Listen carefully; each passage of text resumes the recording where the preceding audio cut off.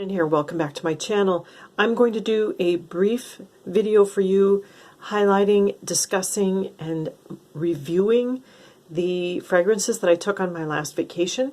My husband and I went on a road trip to stay with my sister and visit with extended family for about a week. And so I have 5 fragrances here that I took along. Didn't fly, so these are full size bottles. I'm going to tell you what they smell like and my impression of them, since they're really fresh in my mind, and how well they performed is primarily what I'm going to be focusing on. The first fragrance is from Guerlain. I'm not sure. I've heard it pronounced Guerlain. Anyway, this is Eau de Fleurs de Cedrat. So this is citrus flowers, citrus blossoms. This is an old 1800s, late 1800s fragrance. It is extremely unisex. This is like a very tart lime, a little blended with lemon. There's nothing sweet. There's nothing lavender. There's nothing aromatic that would lean male. But I'll tell you, it really acts and performs a lot like a man's aftershave. In other words, it's very fleeting. Very fleeting. This dries and it's gone. And I'm not really sure why it's marketed in this bee bottle. It really should be an aftershave. It's certainly not a cologne. Because like I said, it's just gone immediately. So I mean, it smells great. Very fresh. It's great. You know, if it lasted, this would be one of my summer staples, because it's so nice to spritz on right after a shower when it's really warm. But because it's just so fleeting, I can't recommend it. I certainly won't repurchase it. And you can tell I put quite a dent in it, and it was consistently like that. It's just, you know, if you want something to smell nice for, 2 minutes, this is the one to get. Next up, I have the second of 2 Guerlain fragrances. This is Mitsuko. This is a tester bottle that I picked up for under $20 on eBay. This is the Eau de Toilette. So I've seen a lot of reviews of Mitsuko, almost all of it favorable, and I love a lot of the classics. So I decided to get this one because the Eau de Parfum, the EDP, is more expensive. It's a little tougher on the budget, so I didn't want to buy it straight off before trying it in the EDT. Like I said, I think I picked this up for about $16, and it is gorgeous. This is beautiful. It doesn't smell like a really old, dated perfume. This is just a beautiful, warm, mildly spicy, ambery vanilla fragrance.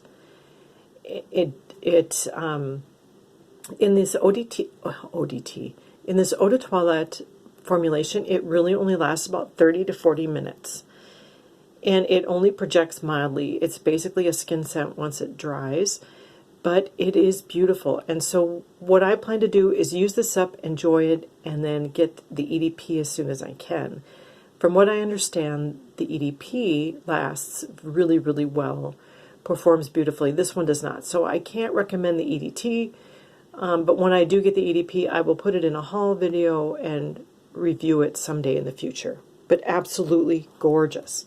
Next up, Elizabeth Taylor Sparkling White Diamonds. Now, this is a perfect daytime summer wear scent. This is a rose-scented soap. When you first spray it on, there's aldehydes and a really beautiful, dry, musky rose.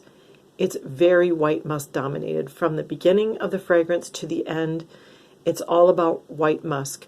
But it's the Sparkling White Diamonds is a perfect name for it. It could be called Sparkling Roses, because there's this rose scent, but it's not a saturated deep red rose petal.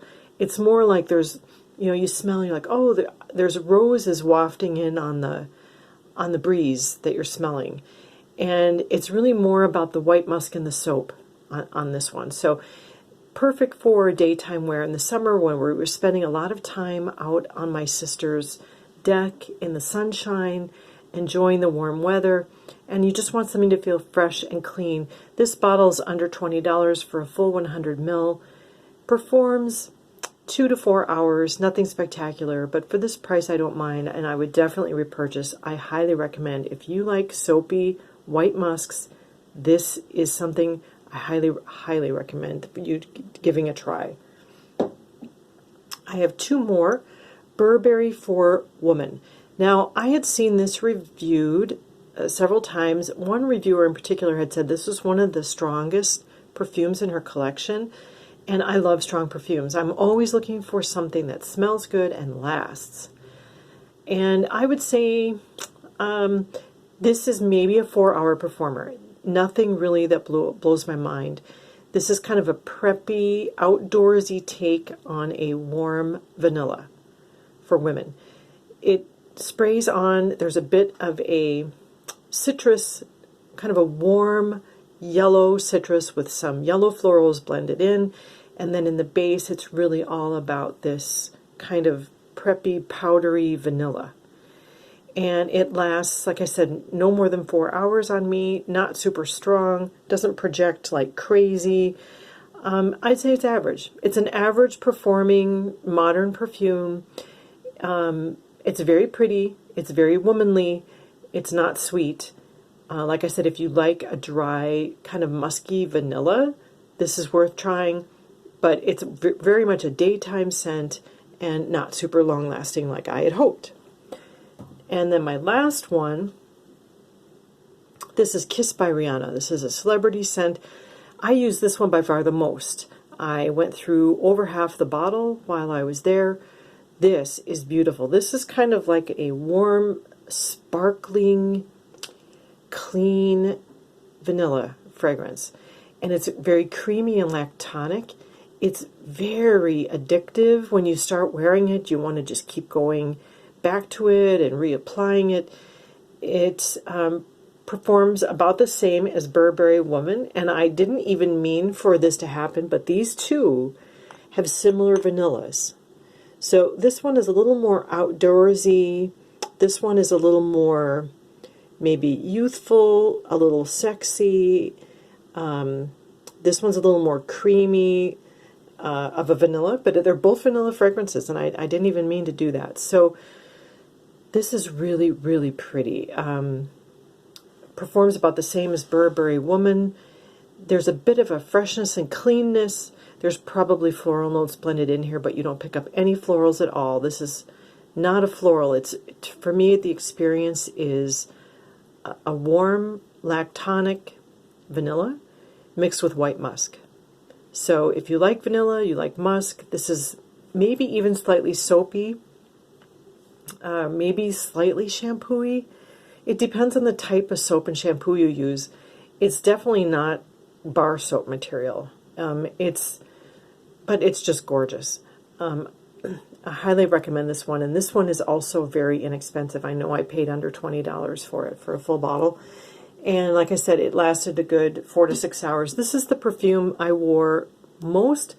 I wore it during the day, wore it in the evening when we went out, and I got compliments on this one. And of all of these fragrances, this is the only one that anyone noticed or complimented me on. So that is my lineup and my brief reviews of these fragrances. Thank you so much for watching, and I'll see you on the next one.